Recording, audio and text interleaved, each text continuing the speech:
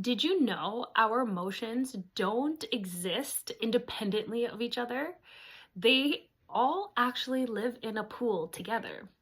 This is something I learned in school, and when I heard it, it rocked my world because I had the understanding that they were all separate, like joy, happiness, and all those good things, and then there's sadness, grief, and all that other stuff. But in reality, they all live together. They are kind of all the same, but just different sides of the different coins, right? So the thing about it is that if you suppress one emotion, and usually we suppress the more, not so fun emotions like anger, sadness, grief, all that stuff, you're actually suppressing all of the other emotions like joy, happiness, contentness, and all these beautiful ones, right? You're suppressing everything.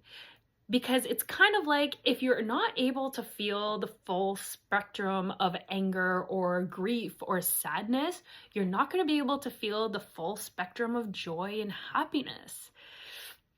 It hopefully this lands, right? Because it took me a second to kind of understand that, because I'm like, well, wait, well, how does that work though? And what I realized is that, yeah, it makes sense that they all come from the same place. And from my own experience, I haven't been able to feel the full spectrum of joy before I have felt the whole big spectrum of grief. Grief, it wants to be felt and it wants to be moved in order for the joy to come through as well. And what I also learned about emotions is that anger is the gatekeeper of all of these. And I will talk about anger on its own in a different video because it is my favorite topic right now. And yeah, anger is the gatekeeper of all of this. So until we feel our anger and our rage in a really healthy, safe way, those other emotions are just gonna be like floating around. So the point of this video is to kind of, start warming you up to the fact that emotions are all the same. We deem some as bad and some as good. And, just the way that we are humans, we like to do that. We like to put things in boxes and say yes to some and no to the other. But the thing is they are all the same. They do not discriminate over what's good and bad.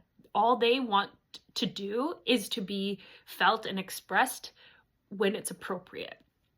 And what we do as humans is we stop that process. And I think it's due time now that we start getting educated about emotions and what they need and how to feel them and how to move them through our body, because sometimes we can get trapped in our own emotion when all they want to do is move. And there's nothing wrong with that. There's nothing wrong with your emotions. No emotion is a bad emotion.